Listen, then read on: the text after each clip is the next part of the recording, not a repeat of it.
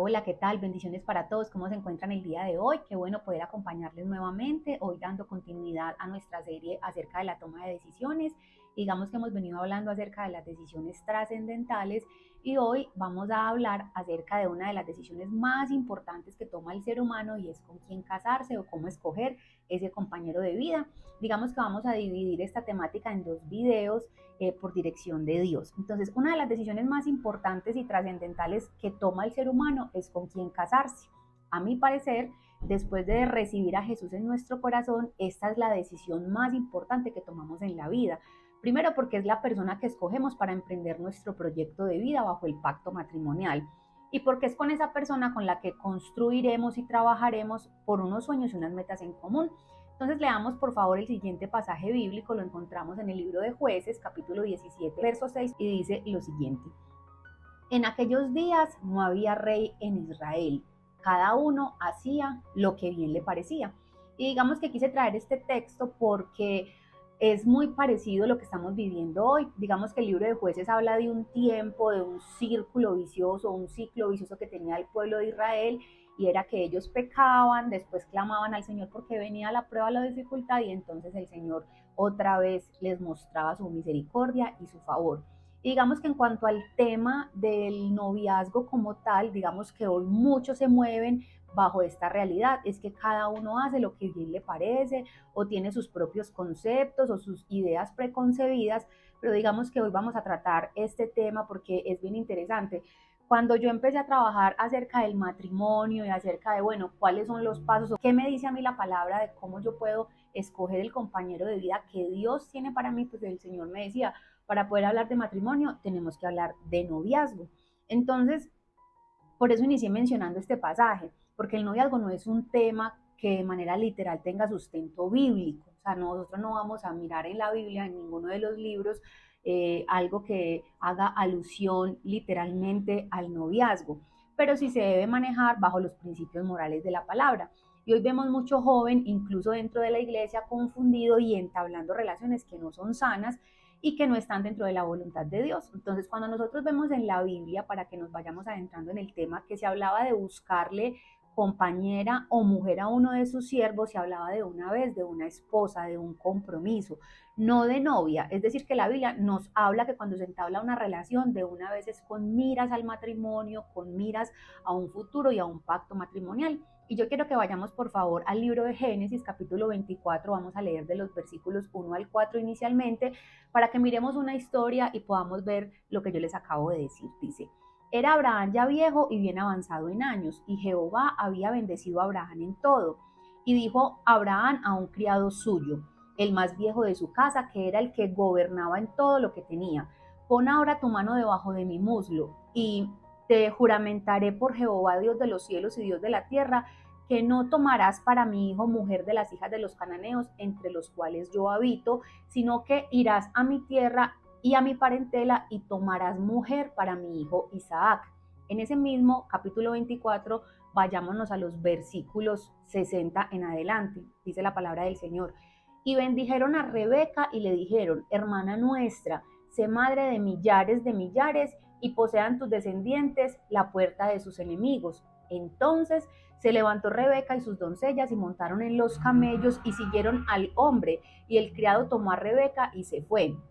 Y venía Isaac del pozo del viviente que me ve, porque él habitaba en el Negev, y había salido Isaac a meditar al campo a la hora de la tarde, y alzando sus ojos miró, y aquí los camellos que venían. Rebeca también alzó sus ojos y vio a Isaac y descendió del camello, porque había preguntado al criado, ¿quién es este varón que viene por el campo hacia nosotros? Y el criado había respondido, este es mi señor.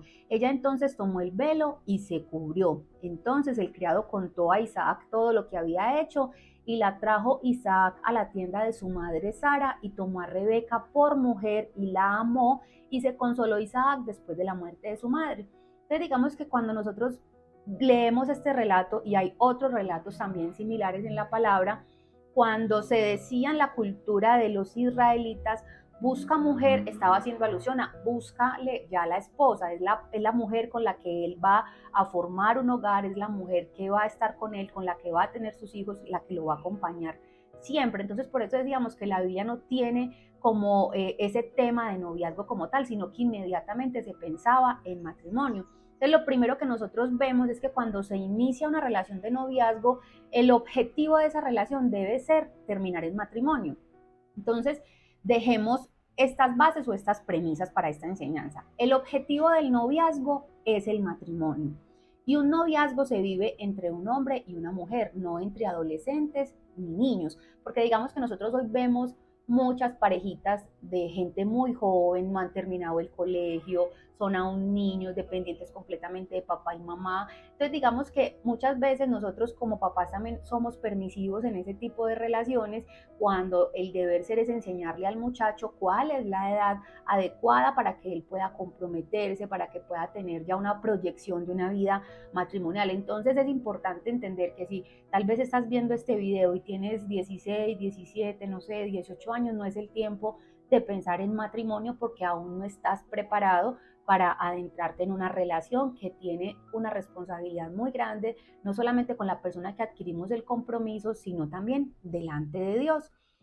Otra de las premisas que quiero dejar de base es que un novio o una novia no nos completa, porque también esa es una mala motivación de la juventud, y es que yo busco otro porque el otro me completa, porque el otro me complementa, pero la palabra nos dice en Colosenses 2:10 lo siguiente: en Cristo ustedes están completos y no necesitan nada más, pues Él es la cabeza de todos los gobernantes y los poderes. Entonces también una motivación errada de yo buscar un novio o una novia es porque me siento solo, es porque tengo un vacío, es porque esa persona va a llenar ese vacío que yo tengo, pero nosotros solo somos completos en Cristo. Ningún ser humano tiene la posibilidad de completarnos ni de complementarnos como solamente nuestro Señor Jesucristo lo hace. Entonces vamos a mirar cómo sé que la persona con la que inicio un noviazgo es de Dios, cómo sé que eso está dentro de la voluntad de Dios. Y yo ponía el punto número 1, es que indefectiblemente debe ser una persona creyente y temerosa de Dios. El principal requisito es que esa persona ame a Dios más que a ti, porque si esa persona sabe amar a Dios, es temerosa de Dios, va a respetar los principios, se va a someter, va a esperar los tiempos y con seguridad te va a saber amar y te va a saber dar el lugar y el respeto que necesitas y que mereces. Entonces, a veces nosotros nos encontramos con situaciones donde ya la persona, digamos que conoció al Señor después de haberse casado, después de haber entablado una relación. Entonces el consejo de parte de Dios es: si eres una persona creyente y aún tienes un noviazgo con una persona que no es creyente, debes iniciar un tiempo de oración, de dirección del Señor, porque la voluntad de Dios no es que te unas con un incrédulo. Y yo quiero que vayamos a la palabra, está en 2 de Corintios 6:14, se lo voy a leer en la traducción lenguaje actual, dice lo siguiente: no participen en nada de lo que hacen los que no son seguidores de Cristo. Lo bueno no tiene nada que ver con lo malo, tampoco pueden estar juntas la luz y la oscuridad. Y Amós 3:3 dice lo siguiente: andarán dos juntos si no estuvieren de acuerdo. Entonces, miren, es importante entender que nosotros los hijos de Dios nos movemos por principios y bajo principios. Nos pudiésemos evitar muchísimos dolores de cabeza, muchísimas dificultades si nosotros hacemos caso al consejo que viene de la palabra del Señor. Nosotros, si amando a Dios nos involucramos con una persona que no ama a Dios, entonces vamos a ir en diferentes direcciones. Mientras tú vas a querer estar en la iglesia sirviendo a Dios, amando a Dios, respetando sus principios, siendo temeroso, la otra persona, como no tiene el temor de Dios, entonces no va a compartir tu fe, no va a estar de acuerdo en tu comportamiento y va a ser un problema para largo, porque muchas veces se disfrazan esos lobos de ovejitas mansas, van a las iglesias, conquistan a la muchacha, pero resulta que como su intención no es genuina, como no es una persona temerosa de Dios, muchas veces desafortunadamente logran casarse con él, pero cuando se van a la vida real, como no hubo un nuevo nacimiento, un cambio desde el corazón, entonces va a seguir el problema, porque qué difícil convivir con una persona que no teme y ama a Dios, qué difícil manejar una economía con una persona que no teme y ama a Dios, qué difícil criar unos hijos con una persona que no teme y ama a Dios. Entonces, el primer requisito para yo escoger la persona con la que quiero compartir el resto de mi vida bajo el pacto matrimonial es que esa persona sea un genuino creyente, que ame a Dios más que a mí, que sea una persona temerosa y que por sus frutos yo pueda ver lo que Él es realmente en Cristo.